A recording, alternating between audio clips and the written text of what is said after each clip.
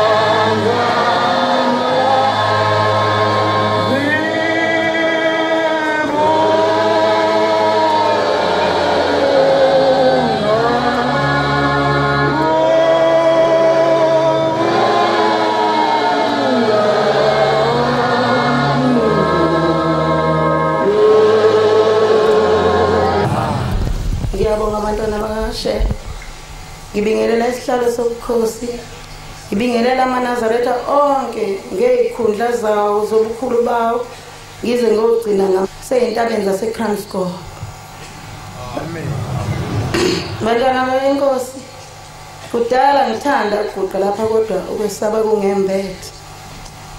Nginovalo ngesaba. Kodwa namhlanje ngithe angiziphose nami ngoba nenhloso uyayiphose emlilweni ishe futhi. Manje sengiziphosileke ngiyasha manje. Bantwana bakaShembe, sibuthene ngesikhumbuzo senyanga yezulu. Inyanga yezulu yasebenza imisebenzi emikhulu. Singaqali kuyibona imisebenzi yakwaShembe. Mina ngaqala kuyibona imisebenzi yakwaShembe kuyilanga lamalanga ngoba ubaba omkhulu angimazi kodwa ngiphaphame khulu bantwana bakaNkulunkulu asephakamile. Namhlanje njengoba ngiyishwiba nje ngishwiba ngoba ngizwa abantu nabaphendukayo besitshela ukuthi bayafika kule nkonzo kodwa sebenazi isibinjana sokuguqa le ndawo. Mina-ke ngaphenduka ngisesesiswini sentombi yakaNgubani umama. Ngo-1933 ngangisesiswini ngizofika emhlabeni ngo-1934.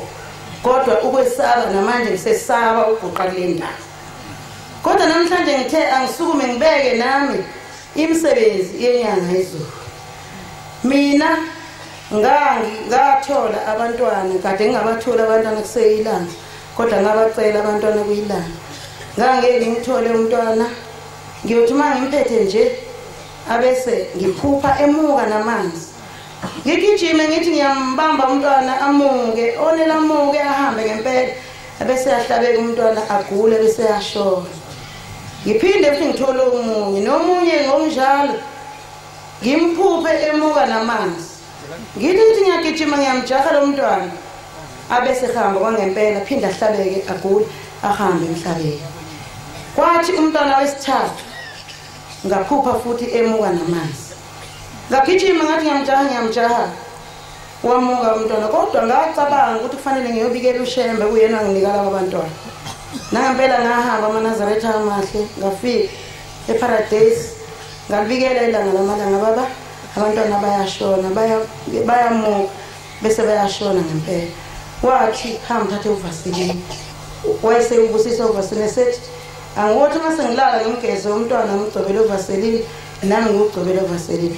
Nangempela ngakwenza lokho amaNazaretha amahle. Waphila lo mntwana ukhona ebonkosi. Wakhula-ke lo mntwana oyedwa enginaye. Kwathi manxa eneminyaka eyo-16 17 wafikelwa lesi sifo esikhona emhlabeni esifikela abantwana sokuphuza otshwala nogwayi yonke leyo. Nangempela waphuma umntwana ebandleni wayenza leyo msebenzi wayesidakwa wento yonke. Sasikhala noyise kuze kube manzi ifuka singazi ukuthi ingane soyekisa kanjani utshwala. Kepha inyanga yezulu ngahlala ngibona ukuthi le ngane ayisasizwa thina. Sibe sathe siyayala ngokuthi ayiyeke labo utshwala ayizwa. Ngahamba kwakuSembeka ngafika ngathi baba ngizovalelisa. Wathi uyaphi? Ngathi sengiyahamba ngazi la ngiyakhona ngiyalahleka. Wathi ulahlwa yini? Ngathi umntwana esinaye oyedwa uyasiphuzela uyasidakela akasesihloniphi. Ngaleyo ndlela ngibona ukuthi ngcono ngivele ngilahleke ngimshiye lo mntwana. Yathula inyanga yezulu yabe seyithi mawusulahlekileke umntwana esala uNkulunkulu amlungise uyobuya ufuna ubani wena. Ngayeka amaNazaretha ukuhamba ngahlala ngalinda leli gama elikhulunywe inyanga yezulu. Nangempela umntwana wasinda kuleso sifo wabiyeka utshwala wawayeka amagwayi. Namhlanje inhlala suthi njengana ibonkosi. Usephila impilo uyena useshumeza mina endlini mako lesihlanu nje athi mama njengoba nisaqala phansi nibeka ama-ayini niyabona ukuthi isikhathi sesawatha siyashaya na. Ngiyayibonga inkosi esephambili. Kusenjalo-ke wese ubaba wakhe esethenga imoto eyikhumbi esethi-ke lo mntwana uzosebenza ngale moto emgwaqweni. Wayishayela inyangane ezimbalwa bafika bahlakaniphile bamkhomba ngezibhamu bamphuca imoto bamphuca konke akugqokile bayithatha imoto. Kepha ngahamba ngaphindela kuyona inyanga yezulu baba imntwana wami lo oyedwa enginaye sebefikile izigebengu zabephuca imoto zayithatha imoto zamkhumisa konke akugqokile. inyanga yezulu yaphendula ngokuthi bonge uJehova ngoba bambulalanga ibonge Nkosi. Kunjalo amaNazaretha ayingcwele imisebenzi yenyanga yezulu. Kukhona intombazane yangakithi yakasithole yabiganeka umthetho. Yayingakholwa kule nkonzo kodwa umama wayewaye bekade eNazaretha.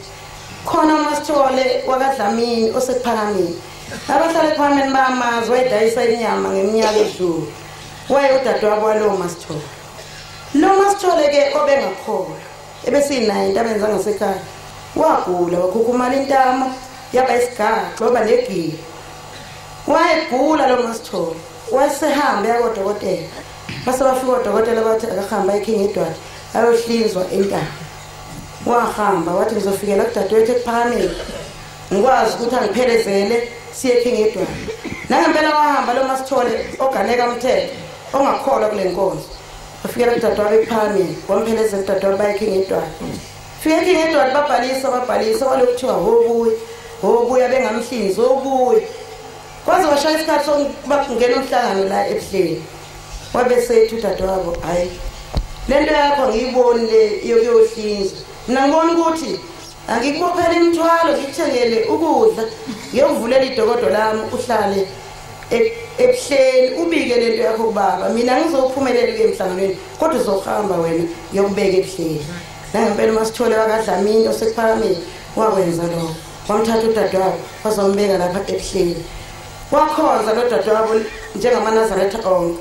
Kwathi ngelinye ilanga kusetshenzwa la ngaphakathi kwakwakhiwa indlu kaMama Dube izindlu zokuqala phahlekwa thutha inhlabathi khiwa amanzi seza naye lo Masithole. Yabe ikhona inyanga yezulu ihamba phakathi kwethu iyale sathi gijima uyobika kubaba. Wagijima futhi waguqa ubaba wayibika le ntamo yakhe. Ubaba wambamba lapha esiphongweni ophakamisa ubuso bakhe. Wayesekotoza le ntamo esethi lethu Vaseline. Nangempela baletha lo Masithole Vaseline. Khuluma indaba zenyanga yezulu maNazaretha. Ngizolula kakhulu sengiyagcina. Ubaba eseyabusisa uVaseline esethi akawusebenzise lo mntwana obhilo Vaseline. Nangempela wawenza lokho. maNazaretha walala ubusuku obubili obuthathu. Ngathi ngimbona sengena ngale dokodweni kwami. Okay. Uyangibona ukuthi njani emqaleni. Ngathi mina njani. Wathi ngiphuphe. Ngihlangana nenyanga yezulu entabeni zangasekhaya. Ngaphinda ngaguqa futhi.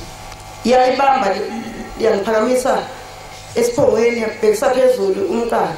Yaphinde yangikotoza lento yaphela ebusuku ngalololo langa kwasa ingazibe nasekibisile babekhuluma beze bekhulume nangobaba wami umfundisi umngoma ngisabe ebusuku mangibafakazele ngemisebenzi neka baba umfundisi umngoma kade hamba nobaba omkhulu ukuthi kwenzekani Nkosi busisele izwi.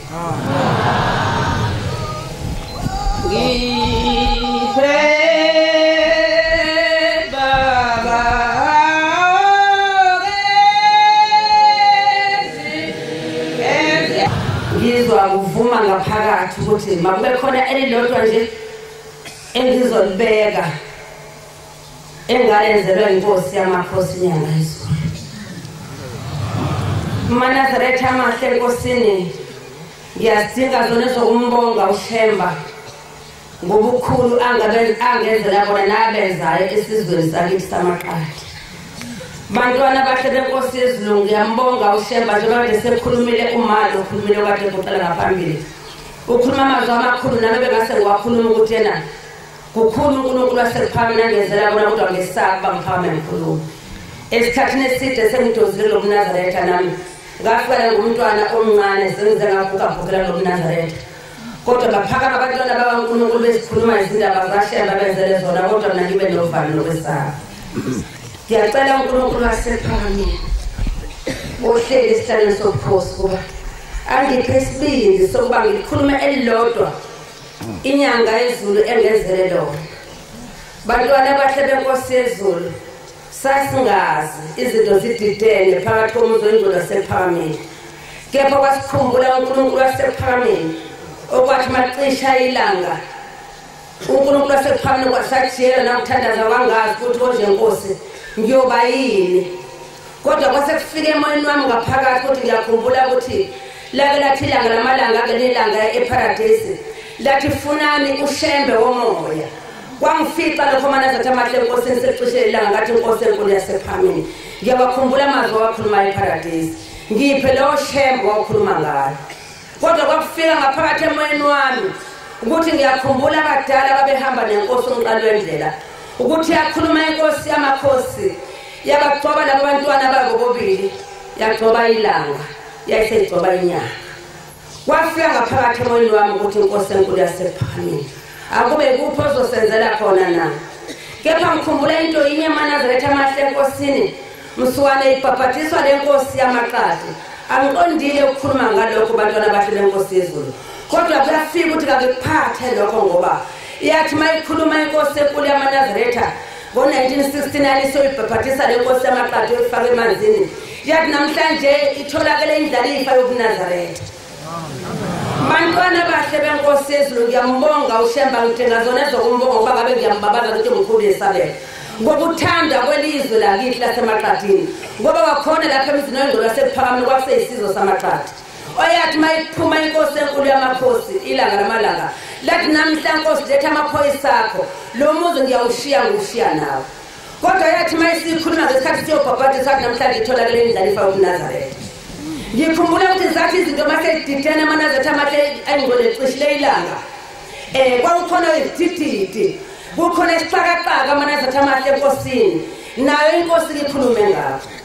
Yayingeyinhle inyanga yezulu. Yaswela indawo yokuhlala phakathi kwasePhamini. Yaphuma yayikhaya la engqazweni. Kodwa lathi macisha leli langa njengoba yayikhulumile inkosi yamakhosi yathi inkosi yamaqadi ngiyawushiya lo muntu ngushiya nawo. Iyona yaqala phansi yayilanda inyanga yezulu namhla sekungawo. Manazaretha amahle enkosini zididene izinto esingenile inkosi yamakhosi inyanga yezulu. Isingenile kwesesihlalo esikhulu sasezulwini. Kodwa zathi izinto mazididene ifika phakathi komuzi wasePhamini ihamba nomkhandlu wasezulwini. Iyabona ukuthi akho la sengibalekele khona. Angihambe ngiyobalekela enkosini yamaqadi azothola khona ukuphumula nonethezela. Kwabanjalo bantwana bahle benkosi yezulu. Yafika inyanga yezulu phakathi komuzi kababa. Yafika yahlala egcekeni ngophazela yezela. Nenkosi ayingekho esentabeni zasondlaleko la yayikhona. Sathi dizela singazi ukuthi sizokwenza njani. Kanjani ikhona inkosi. Angiqondile ukukhuluma lokho Manazaretha kodwa ngiqonde ukukhuluma ngokukhulu engabenzelwa inkosi enkulu yaManazaretha inyanga yezulu. Manazaretha amahle enkosini niyazi ukuthi yahlala inyanga yezulu phakathi komuzi wenkosi yamaqadi. Ihleli sisonta sehlasenyuka kanjalo. Ngikhumbula ukuthi phansi lapha ezandla kwakho amadokodo khona iyayilula inyanga yezulu gijima kuyona yayichaba ehlanyuka nje bayayichaba ngayo esontweni. Ngathi mangibuya esontweni ngihamba nengane yami yomfana kusekuncane nje kakhulu. Ngathi mangiphuma esontweni lasemini sethumule isonto sengodwa ngekhaya. Ngase ngithi kumntwana nami lo mntwana wami egama lapho uVusi Musa. Ngathi Vusi dlula ngasesitolo nasengiya ngasekhaya. Kodwa ngathi mangifika ngahlala eManazaretha ngahlala kwaze kwathi ingane yami ngayibona. Kwathi ebusuku sengasazi ukuthi ingane yami iphi ngayibona iqhamuka isiphethwe abantu. Ngikhuluma ngokukhulu kukaShemba aManazaretha amahle enkosini. Ngicela uNkulunkulu wasePhamini angeze ngibambelele ngabe izinto zikhulu. Njengoba isho inkosi yamakhosi kumasukhathe ngibambelana ngezandla. Ubambelana nangabazinyo. Mazinto sezikhulu aManazaretha amahle enkosini. Ithi mayifika ingane yami siqhamuka isibanjwa abantu ingane ngididizela ngazi kanjani. Ingane kwenze njani bathi siyithola ingane ibaleka njengengane ehlanyayo. Imsebenzi kaShemba bakithi enkosini. Angenzele yona ngesabe ngazi ukuthi yena ngizoqala ngikhulume ngithini. uShemba ngiyamazi kodwa ngeke kube novalo kwesabo ukuthi manje ngizothini mangikhuluma. Ngicela kubeka amazwi amabili amathathu njengoba ishilo inkosi yathena masishila nezikhala singalika bathe. Uma ifika lengane yami bathi sibambe ibaleka. Washo ukuthi ingane uvalo sekushone phakathi. Ngajiyela aManazaretha amahle enkosini kwakuthi uma ngiqale phansi ngibuyele enkosini futhi ngicabanga ukuthi inkosi isicambalele inkosi yaManazaretha. Kodwa kwathi makusa ekseni ngahamba ngawela ngakuyona inkosi. Ngathi mangifika kuyona inkosi yamaqadi ngafika ngayitshela ngathi inkosi nginenkinga ngihamba nengane yami ayigulisa mangaliso iyahlala ihloma amehlo. Ngafika kusona abantwana bahle benkosi yezulu isangoma sasezulwini. Ngafika kuyona inyanga yezulu sengihamba nayo lenkosi yamaqadi. Ngathi mangifika kakhuluma ilutho yaqala yona qala yathi awulethele umntwana yathi unenhlanhla yathi kuhle ukuthandaza. Manazaretha amahle enkosini ukuthi uthandaza bazosithiwa izinto zikhulu. uthandaze konke ukubeka kushemba uvuma ukuthi inkosi okwenzeka konke kuyintando kuma ungathandi bengekwenzeka ithi inkosi enkulu yamakhosi inyanga yezulu ithi unenhlanhla ngoba lo mntwana wakho bameqise ngombhulelo isimangaliso uthe mayiphuma kanjalo ngesikhathi uwela ayazi inkosi nala ngihambe khona nokuthi ngakhe maphi kodwa ngoba umprofeti wasezulwini owaze efihlakalweni walibona ekhalamu la ngakhe khona wabona ukuthi ngihambe endaweni enjalo wathi lapho uthe umntwana mayifika khona umuntu omkhulu lapho lo muntu umgani uthe mayifika phakathi kwalo mgani weqa inyoka abebekele inyoka yosinga wathi bazothi mayileqa lusinga baqeda shaya phansi igazi liphuma ngamakhala wathi kodwa ngoNkulunkulu obuhamba naye ngoba wase kufika amanazatha ngaphakathi emoyeni wami ukuthi abantu basemhlabeni bazombuza ukuthi ikanti bathi ushemba uNkulunkulu kwenzeke kanjani ngokuphuma phambi kwakhe na Thamahle enkosini uma ngigapha uphongisho ukuthi ngidliwa ngabe ngiyagijima ezintabeni ngibatshele ngithi ufikile uthumekile ufike lo abakhuluma ngayo abaprofeti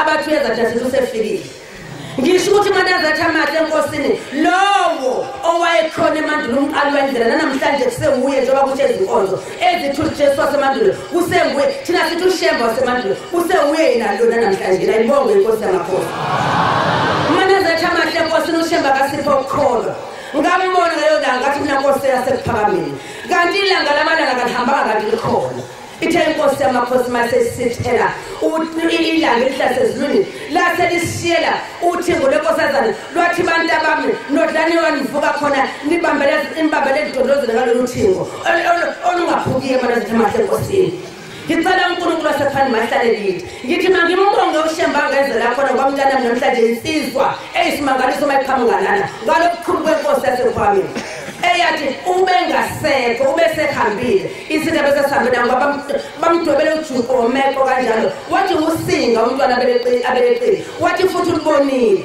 wathi mayesede akulandi uvasalina ngawulanda uvasina wathi bomkhothisa wona kanjalo wathi uzophela izelezo wathi uzophuma kuphume ngenyawo wathi egcineni umntwana wathi babe izinyawo kwababa izitho kwababa izinyawo kwazi kwababa phansi into kanye sekuphuma sona isitha ibongo inkosi yamanazarete ngithi manazarete Thamahle enkosini ngayiphutha uma kwenza ngoba ngambabazi ushemba akwe angenzele khona ngingayibabazi inyanga yezulu ubukhulu angenzela kona phakathi komuzi wami ngoba ngabe namhlanje na nginhluzwa insizwa yami ilele kobandala kodwa ngoshemba yedwa wami sisandla ukhona umntanami yafika ngicela ukuthi ngingandi namazwi amaningi manazarete Thamahle enkosini ngoba baningi abafuna ukubabaza ukukhula babenzela ushemba ngoba ngabe kuyaqhubeka nenkulumo nje wakhuluma amazwi enkosi enkulu yasephakemeni othe mayifika inkosi yamakhosi kithi usisi enenkinga egulelwa umntwana wakhe wathi mayiba ngcono umntwana esinda maqede bathi abantwana bethu usile nje kanjalo umntwana wavulwa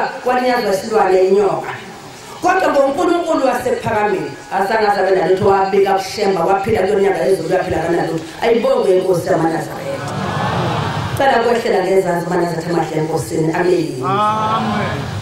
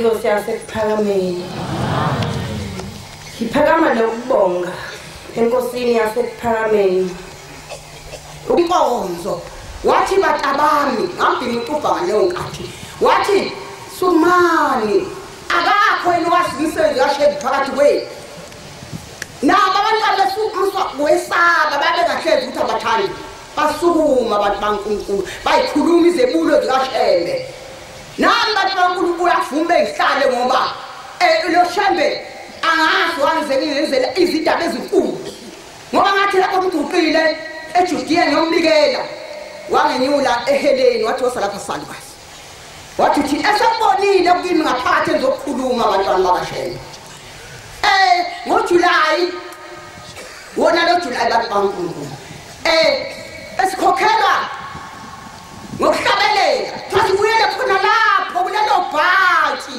sabangishayisaka kodwa ngiyayithanda ngoba akikho kwami okaShembe wathi ngisahamba batabami ngisawushintsha wathi ngisawushintsha ibhathi ingane zami wathi wayinsizwa wathi niyangihlelezela wathi ngisahamba langempela yabuya inkosi hayi yashintsha sabona thina abantu baNkulunkulu leyo nkathi sabona leyo nkathi abantwana bakaShembe inkosi yesho zakithi ashiyelane ngoba abanye nabo bathanda ukuphakama nami akuvume ngihlale ngoba le nkosi yasophakameni abantu baNkulunkulu ngathi bese ngiqoqele sengisakuye wase ekhuluma ethi uthini salikazi ngathi mina baba uthi ubaba ngakhali ngoba wena nakho usuphakathi wenu ngiyokhuluma konke ebengikhuluma bantu baNkulunkulu hamba ngendlela awunothanda umkhululi bantu baNkulunkulu uyasithanda kodwa thina sikwazi ukumthanda abantu sicela ukuthi akasifake uthando uShembe ngoba asazi ukuthi singathini bantu baNkulunkulu siyazidinga ezokumbonga bathi manje bathi naso sangazi ezokhuluma ibhathi leli bhathi phela yilolelo besifundisa ukuhlabelela ngoJuly sasingapha ngase-office uthiwa singahlabeleli ezindlingili ahlabeleli nazi ihlabelele siqale sihlabeleleni singahlabeli thina sibadala nje bese sikhotha ukuthi sivuma kuthina bese sikhotha ukuvuma kunokuhlabela bese kukhona abantu baNkulunkulu lafika ibhathi lathi baba ubuyelane eqaleni mva lathi ubuyelane mva baNkulunkulu konke lokho ujabula ngaphakathi sijabula igazi ngaphakathi bantwana bakaShembe washintsha intombi zabuyela enjani yazo kwakuyisidwaba enjani lazo konke lokho uShembe wasophakameni siyambonga abantu baNkulunkulu inkosi ayibusisizwe la bantwana baNkulunkulu yayingithethisa kakhulu ukuthi isimangaliso sinde sofika naso ongazi ukhale kanje ngabona nami ngazisola ukuthi bekufanele ngoba sengiza kumnini wezinto zonke bekufanele ngizokubika ngaphendula ngathi baba ngethukile ngishiya ingane ingenalutho iyangena ingane isimangaliso ukuthi pho umethembi bangcwele ngikhuluma ngokugwala bami engabenzanga lelo langa ngoba wayethe ubaba kokuwe emini kuzwakala ukuthi le ngane ile njani sahamba naye emini sesiye esontweni ingasenalutho bantwana bakaNkulunkulu ayibonga kwasasephame isiye labalutho ayibonga kwasasephame kancane bangcwele ngimbabaza uNkulunkulu ngofishane sasiya emhlanganweni wasekhangela uma sisephingo edrobheni lakithi lapha esiphingo saficana nomshumayeli ucele wasendwalo tonto ngoba mabembabaza abantwana baNkulunkulu kufanele nami bangibabaze leyo ndawo ngoba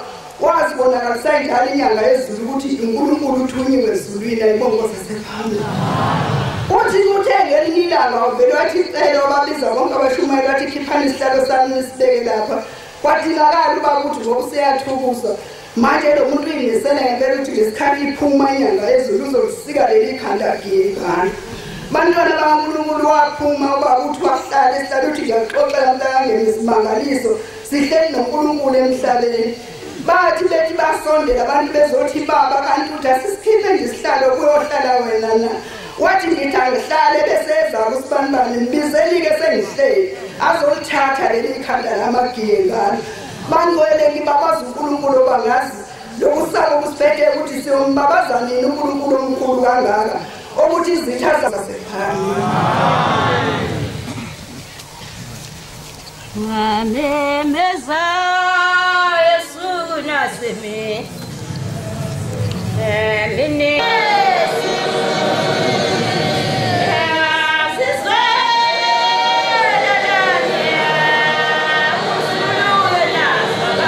ngiphakamela izwe kwamthetho lezwe inyanga ezulu kulona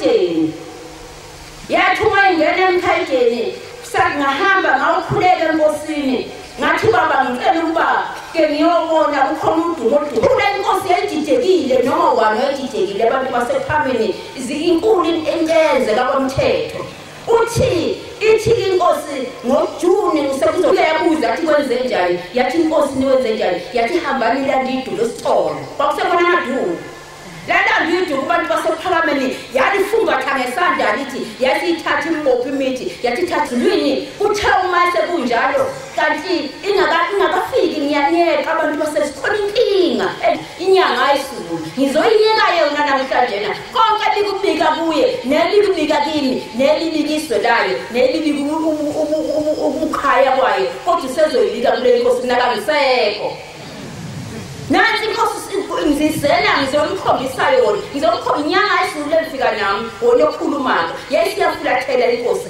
lolu suku yahlabeka ngalo kanti sizoyibonakalisa ukuthi ushembe nangu lapha ekhona bantu basezulwini indaba yakwamthetho enkulu yakwenzeka ngolunye usuku inkosi yoqala kwamdedela inyanga ayisulu yagula inkosi yakwamthetho yathi uma isigulile yavele yakhukhumala isisu sangaka inkosi yayikwamdedele kwaphuma igijima ebusuku zaqonda khona enyangeni yesulu sizokhuluma yathi uma isifikile inkosi ithi inkosi uma isiphuma kwamdedele ithi bantu banosele ngithandazise uma inkosi ngiyificile ayisenakufa nangempela abantu basephakameni wayefuthi siyivusa sezesafuka limkhono umuntu emkhulu singakwazi umenze njani yafika yangena yahlabelela igamu ingena eminyango yathi inkosi yethu simakade yathi simiphambo siyakwamthetho ukhuluma ngento njalo kuthiwa sizokhuluma ngomenzi wezinto njengoba ngilapha nje abantu basephakameni ngiphume ngembokane enyane ekhaya kuyagulwa umfana wenkosi ugula ukwakwa ngasinya uzosinda kodwa ngaphuma ngale ndlela ngoba bengezile nesikhumbuzo esidlule ngizobabaza isizwe lokwamthetho alizange lapolitika lona alizange kwathi kohluka izinto lona ngoba kakuhlukana ngumnikazi ophetheko banamathela kuye bamlandela nduze kube manje noma sekuhlala inkosi lesikhona babe njalo abantu bakwamthetho bantu basezulwini kuthiwa masikhuluma izinto ezinjalo kwathi ngolunye usuku inkosi isigula kwesibili inkosi yayisewombe saphuma ebusuku kwathi uma sekuthiwa mayibekwe emseleni iqoqelwe khona sathi kayisaqoqwanga ngokumnikazi wawuseseduze saphuma sahamba saqonda ewombe sayifica inkosi ekuseni iphuma ngamapijamu yathi makhosikazi enkosi yathi kwenze njani yathi sesizobika umsebenzi wakho phela oyilanga liwushiye kuwe sathi inkosi yafe ekhaya sishiye nje kasasi noma izovuka wathi gijimani nekhaya wathi senisa sathi siqambe siyongena ekhaya sathi inkosi sathi sithatha amahwebu ebuyo sathi siyashaneshanela kweswakalisi lokumemeza ukuthi nange sefikile omemeza wangena ekhaya kwabhekwe inkosi waqonda lapha ikhona inkosi wafika wathi vuka umthetho wayivuka ihlalisa ngesinqa wavuka wayenza yonke into wasuka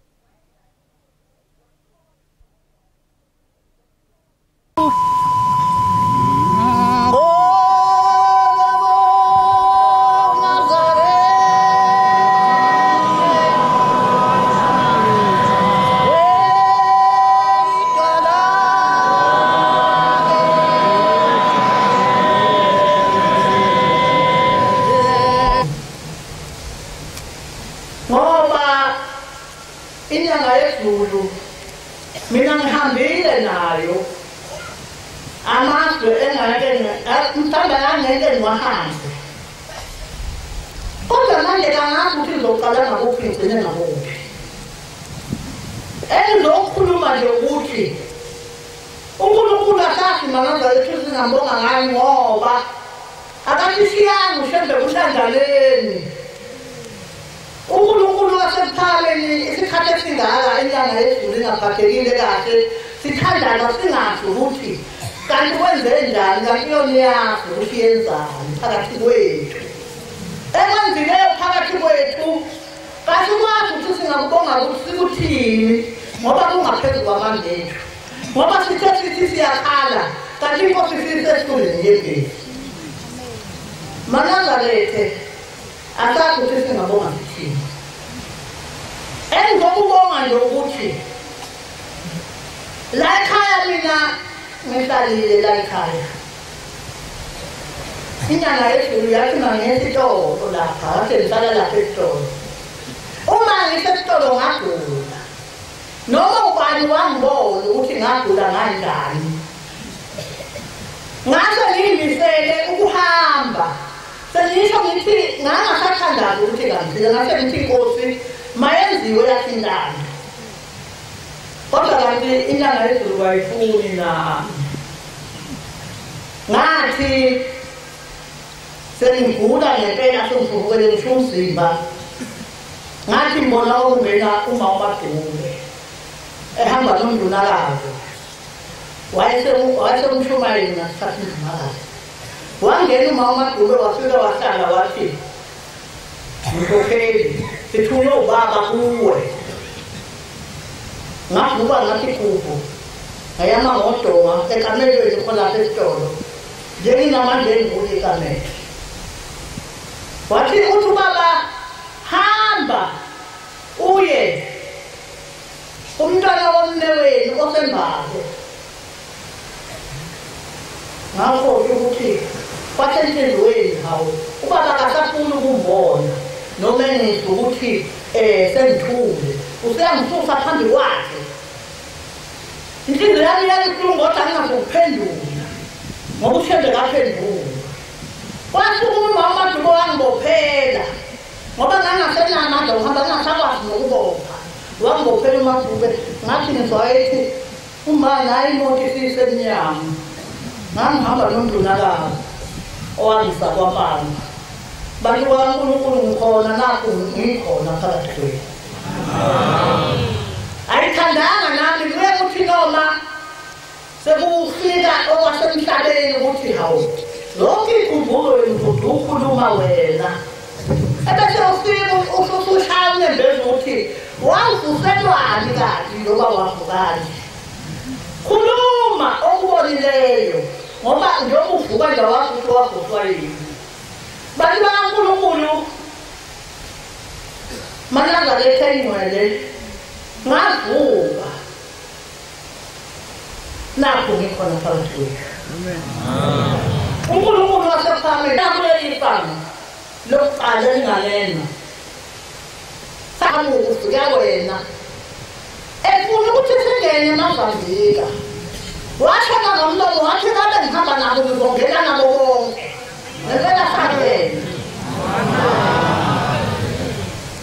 asazi ukuthi manje masheshe njalo ngoba benyungu sebeshilo bathi akungene lenana esencwadini lenana engekhona lenana engikhona encwadini mayiphindele emuva wathi ngizongena nabo bonke usho bani pho hayi bantu bakaNkulunkulu ade sayiqala lendlela uNkulunkulu azosikhumbule amen maNazaretha ufishande kasikhumbule kade sayiqala lendlela sangena abantu bakaNkulunkulu kaZambika sathi noma siphindele emuva kwahlophe esayithumile intombazana kwakuthiwa noNcwebe esekhwela ibhanoyi waya ePitoli wawungenisa lenani ethile inkosi yamaNazaretha yathi laba ngizongena nabo bonke nempela sangena eMozambika abantu bakaNkulunkulu kwathi sokushawe iy'nembe ey'bomvu emahawini ethu nasey'dwabeni zomgido zanekwa kwashawe iy'nembe ey'bomvu sangena eMozambika uNkulunkulu wasephakameni leshilo sathi masisuka kwahlophe kwakhumbula umvangeli umthetho wathi maNazaretha ngiyakhumbula ukuthi kwanikezwa kwathiwa ubaba kanikeze engangeni eMozambika na yathi inkosi yamaNazaretha kanti yini enavalayo yathi fulani wakuvole ngosheleni kodwa savula ngothusheleni thina sasikhona lapho kuleyo ndawo ngisho ukuthi-ke uNkulunkulu wasephakameni mkhulu sidinga ukuthi singambonga ngani futhi singamenzelani ngosenzela khona uyasithanda ushele asazi ukuthi singamenzelani bantu bakaNkulunkulu ngiyengiyingcineke mina ngingazi ukuthi ngibale enhliziyweni yami ukuthi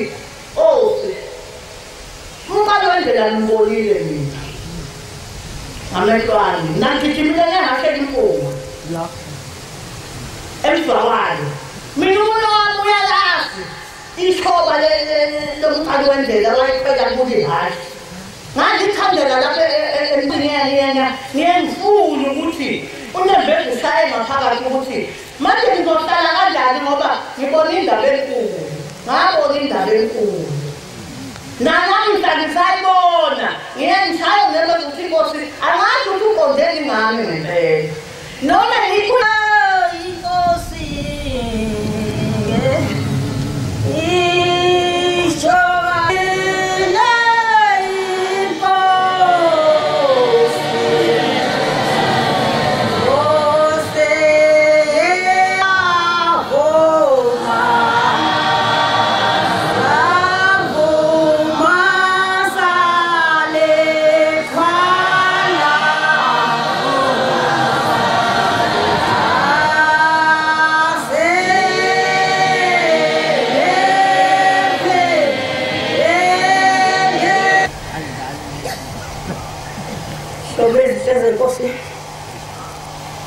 ngiyasala njengoba usizi bezinyembezi ngithi ngiyazama ukuthi ngisukume ngizwe inyembezi igcwala amehlo bese ngisaba ukuthi ngizokhuluma ngithini ngoba manje izinyembezi ziyangivimba ngisuke ngibe nenyembezi eseduze namhlanje sengithe hayi angizijikijele uNkulunkulu mhlawumbe uyongipha nje elilodwa inkosi izalwa omdala uma izalwa inkosi endala kuma inkosi ezala inkabelelo maNazaretha yafika le nkosi lapha sididekile singazi ukuthi siyini emhlabeni siwaleni madoda safika isilwane sikamhlola mina nje ngangingazi ukuthi ngoba ngikwazi ukuthandaza ngangazi ukuthi ngoba ngithandaze ngiholo ubani ngoba ilanga lihambile amsekho kuyangihole kodwa kwathi lemhla ngangasenalo lezwi lokukhala sesishile nje sengihoshoza ngikhoba ngezandla lingasekho izwi kodwa ngadabuka kakhulu sengibona ubaba eyale ngathi mina hayo bese ngibuya ngizobuka inyawo bese ngithi mina hawo yakufana kunjena amakhosi aqhamuka ezulwini ngoba ishimino yabo imino emncane ayinjengela eyamadoda kwakuyimawele ezalwe kanjani lawa bandla ngimthanda inyanga ezulu ngangiyithanda babethu enkosini ngangiyithanda eyizithupha nenkosi ilanga wathi lena kusasa wathi neyazi ndisha ibhola wathi baba lo ndisha ibhola ke maniyazi fika nithathe lamanzi ngothele kuyona nimbuze nomphuzise wona ngalala nawo kodwa wathi uqamba kulalwa ngasengivukile sengihleli ngezinga ngamanzi kababa engisukumela ukuthi maNazaretha inkulu inkosi yasephakameni angazi ukuthi singalibabaza sisemzimbeni akuzwa lutho baba ngiyathoba ngiyagcoba ngafutha kuzwakala lutho baba wathi hamba ulanda intambo bahamba ngawufuna intambo wathi uyiphothe uze nawo ngayiphotha intambo ayigijimisa kuyena abuya nje kwangiphinda kuze kube namhlanje lokho uvuka abange kwabuya leyo nhliziyo ayishaya ngamanzi kuze kube namhlanje buka isikhathi eside ehlele emzimba sikuze kube manje leyo nhliziyo yaphela ngaleso sikhathi abantu bakaNkulunkulu libonile lo muntu okhulunywa ngawo ukuthi khathi manje amen ithe ungolesithathu lathi sisi wozala besikhala ndawonye ngizama ukuthi ngobangcono ngimfuza ethi ngiphelelwa amandla kwathe ngolesithathu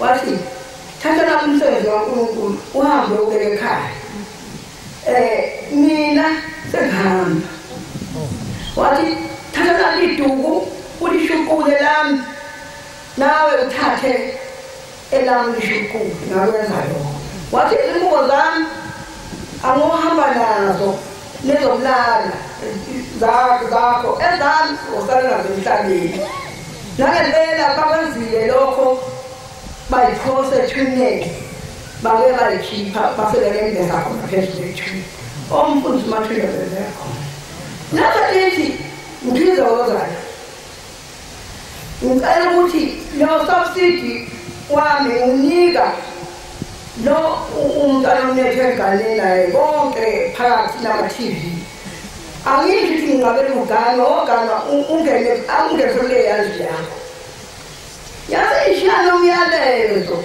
lishana umyalezo makhosikazi lathi lithe makhosikazi ngezwa bathi lizohamba lemuntu ngathi makhosikazi alifakile ngani ngokwesontweni lapho lithi alowa mhlonipha amadoda makhosikazi kulo mje siyabona ngeni nkosikazi engayihloniphile indoda yazi asengidoda nifike sesisizongelana bezwa bonke abantu endinami nosisikhona lo uma ngingakhuluma umkhono yami ngizwa lo owavalekela lo osisi lo nompofu uthi lo muzi akangeni into ongayihloniphi indoda wenako ozosala emhlabeni wongisiza uyotshela amakhosikazi ukuthi ahlonipha amadoda nezwa amakhosikazi milayezo umuntu ofika phambi kwaNkulunkulu wathi mfusane bamvuza wathi manje ngikhuluma noNkulunkulu yikho ukuthi mvusane nje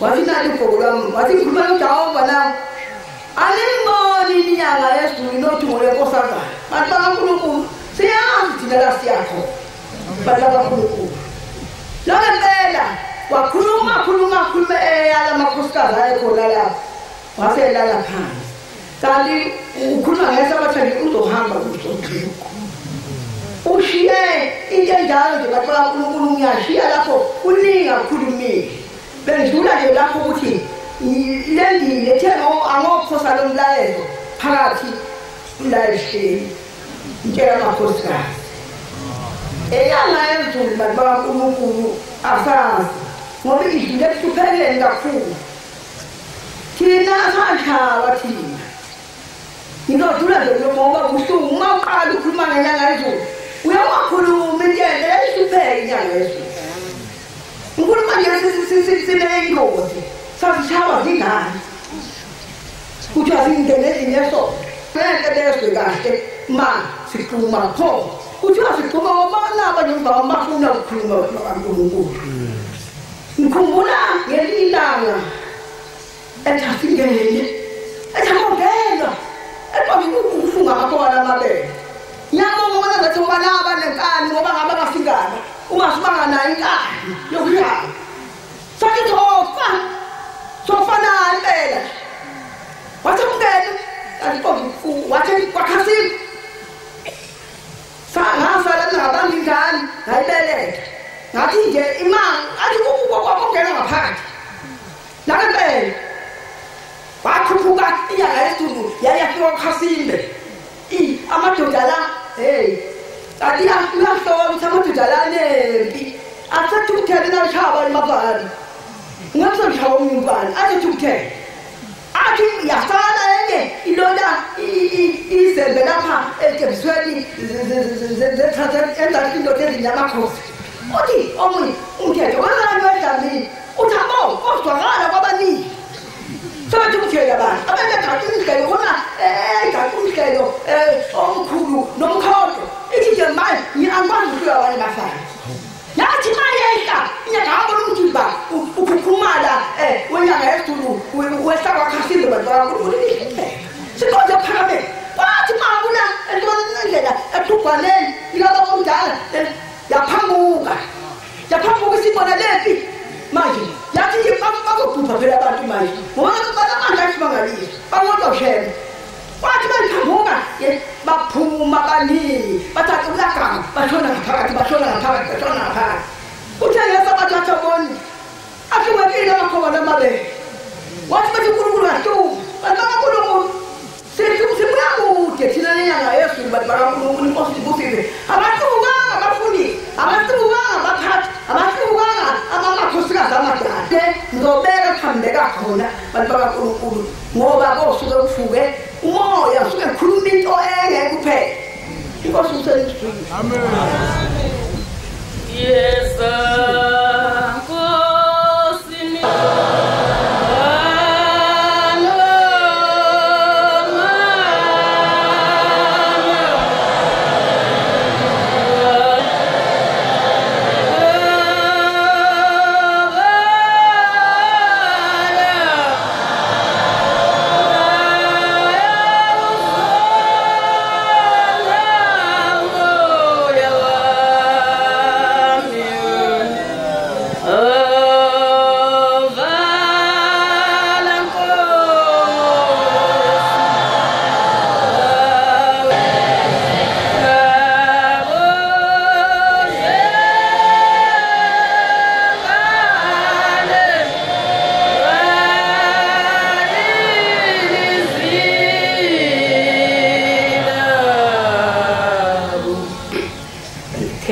sesiphakathi akushemba umpila abantwana abasishiyagalolunye kwathi ababili-ke wabathatha ngasana abayisikhombisa ngizobala ukukhulu ushemba angenzele bona kulaba abantwana enginabo ekhaya okuthe ngo-1993 ubaba wabo-ke wayeseyasishiya kodwa maNazaretha amahle sihlezi wathi nginekelende ngo-20 cent wathi-ke ngifuna ukuvuka kusasa ngiye kumatatazelo umatatazelo umlungu wayefikile endaweni yakithi ezosakhela amathangi amanzi lo mlungu wafika nosizo olukhulu emphakathini ngale manje-ke funa isikole ususizwela ukuthi izindleko zonke zesikole zithile umaNazaretha wasithola-ke isikole wazibala zonke iy'ndleko bayikhokha abelungu Nazaretha ngo-2 Bhobho inkosi inyanga yezulu ingenzo lokukhulu endlini yami uyasebenza umntwana ufundisa abantwana bakwabo manje uma uyinikeze into uyangasho ukuthi ngiyabonga ma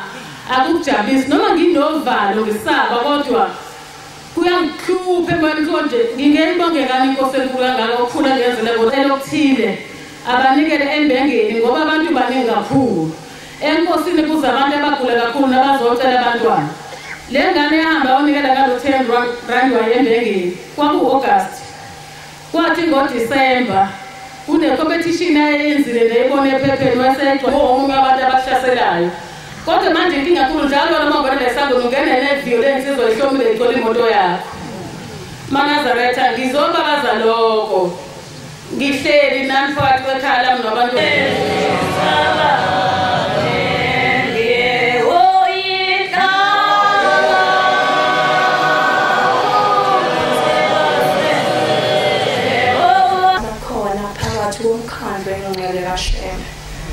banqele ngiyumntwana omncane kakhulu ngiyazicelela uNkulunkulu osephakameni angiphe nje amabili engizokhuluma ngabo ngenyanga yezulu inyanga zaze zeqa kwaze washaya umhla wa-15 enyangeni yeshumi maNazaretha amahle udokotela owayebe engisebenza wayesethi kufanele ngihambe icamehlo wadonalisa isihlalo wahlala eduzane kwami wathi mntanami ungesabi wathi ngobe nginale kusasa ntambama wathi sengiyahamba-ke ngizothatha lolu valo ukuthi ungesabi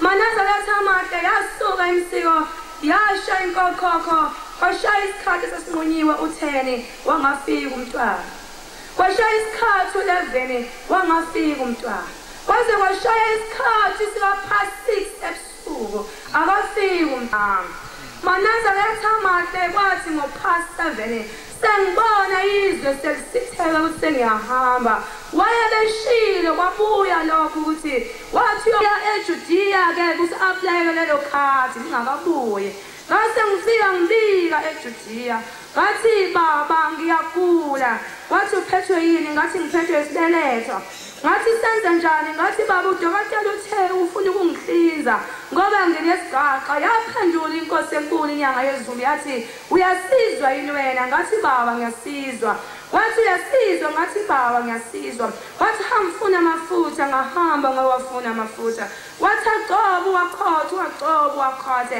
maNazaretha isigaqa sabe sesiphenduka umntwana angaze ngihlinzwe ngikhishwe isigaqa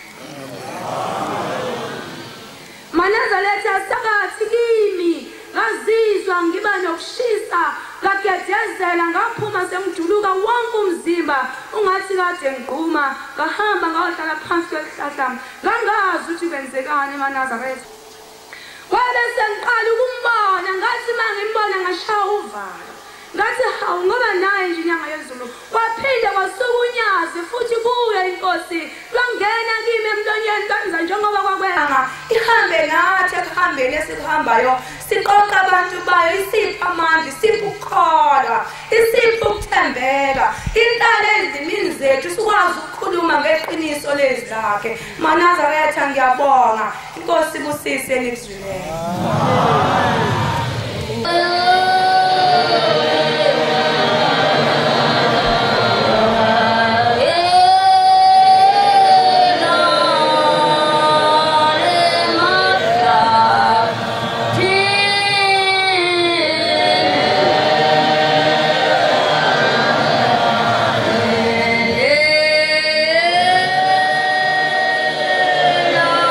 mangisebenza nje ihora ezibi kade kubushwa nje ngase ngihlaxo into lapha ngakwesokuphosa waphuphumala lo muntu kuyilesi sikhathi inyanga yezulu ingasabonakali angaze ngazi ukuthi ngizokwenza njani nalesi sithe sengihlelayo uyakhula umuntu angwazi ukuthi ngizokwenza njani nokuthi ngizowulikela abantu ngoba inyanga yezulu ayisabo inyanga yezulu yakhamka yeza nje yayidinqile yeza yadlula abantu sihlezi yeza yaqonda kimi yafika yawubamba lo muntu wafika ubamba lo muntu wathi kusekuseni wawudle ngayo yonke imino yami engidalwe ngayo yibona inkosi yasephakameni laphaya ukhona nentwana yabo abasebeyibekile ukuthi mayifika ubabamkhulu uqashwe kuyo bacafuna ke lapho basebemnika ubabamkhulu wayesethi cha namhlanje angizuyemukela abantu abami le mali hambani nina niyomthelela emthunzini baphuma-ke bamshiya ejudiyi kwabamkhulu bahamba baye emthunzini bantwana bakhe basephakameni uthi ungema basukuma baya laphaya emabhukwini abo uthi base bephenya basezulwini uthi-ke sase siphuma sihamba nawo le ncwadi uthi sase sike simnike ubabamkhulu sithi-ke nani-ke namhlanje oyibonayo kukuwa amazwi kababamkhulu inkosi kusise elikuzwile siyabonga bangomnandi asiwathole komama inkosi zibabusise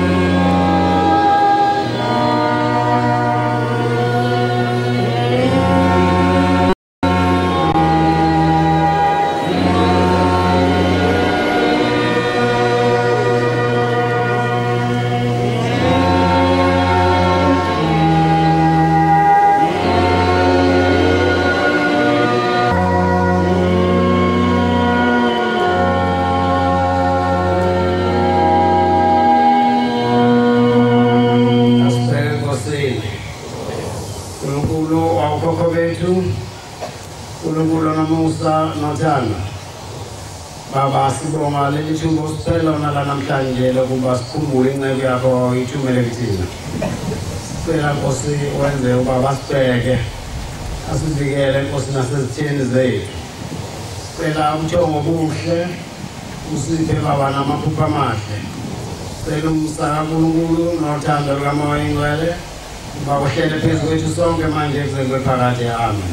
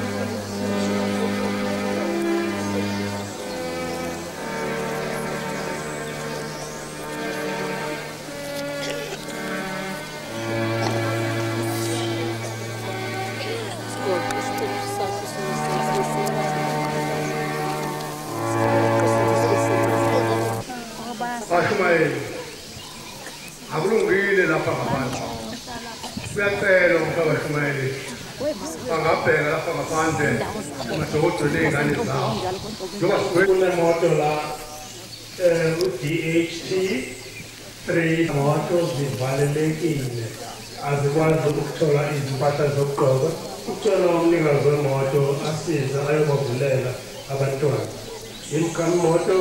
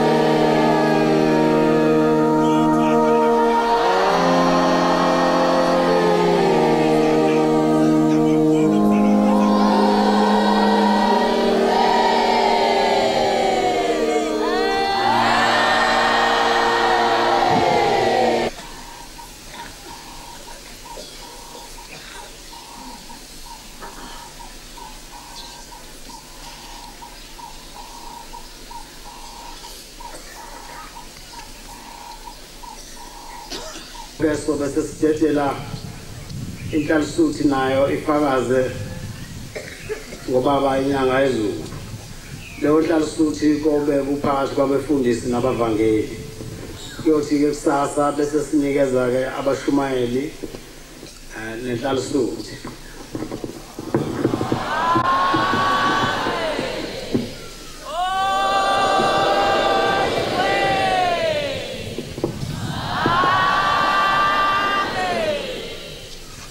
ngenxa yomsa wakhe nangegama lakhe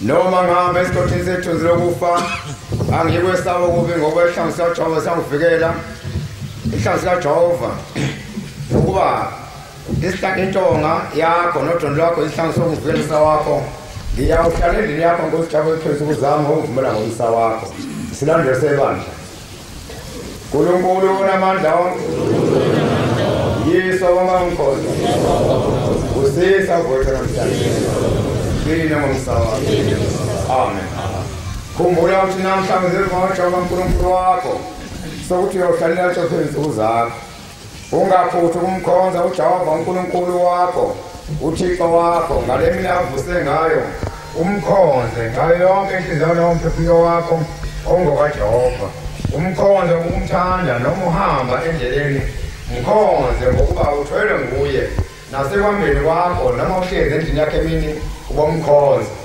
noma usemsebenzini wezandla zakho mkhonze ngokuba uyena onika umphefumulo wakho ukukhuthala noma uthuma indodana yakho nendodakazi yakho uyithume egama likaJehova uyithande indodana yakho akuphela uJehova ehlungula sekuhluphekeni isilandelo sebandla uNkulunkulu uyifundise kahle indodakazi yakho ukujumisa uJehova uNkulunkulu wakho ungaze uthwale icala ungayifundisi kahle kwakho izinsika zendlu yakho mazidumise uJehova neminyango yendlu yakho mayidumise uJehova bandla ethobekileyo nehloniphekayo likamenzi wezulu nomhlaba umenzi makavume ukusisa ukuguqa kwethu nokuzithoba kwethu amen uNkulunkulu Nkosi yomsa nesithembiso siyakubonga nokubonga ukugcina kwakho ngalobu suku namhlanje silandwe sebandla uNkulunkulu onamandla onke Yesu wangamkhonza sisa vuka namhlanje sicine ngomsa wakho amen siyakubonga Nkosi Jehova ukusivusa kwakho Nkosi yamakhosi vuka nathi Nkosi Jehova ngalenhlanhla namhlanje usinikeze ingqondo ephaphemeyo usinike ukukhuthala Nkosi Jehova emsebenzini wokusiphilisa ubuthongo bovulapha kungasembathi Nkosi Jehova usinike umoya wokukhuthala silime sihlakule silinde sikulimele sihlakulileyo uyibusise Nkosi Jehova emsebenzi yezandla zethu siyakuncenga ukwamukela uncinga kwethu ngabusho lokusho kwakho Nkosi yethu Thixo wethu ningavilaphi sona ukuvilapha umuntu ovilapha ufana nenja ashana ucela ukudla kubantu ekupheleni kwalomthandazo thabatha igeja ulima uzophila uhambe ucela ukudla kubantu sihlabelele vuka nathi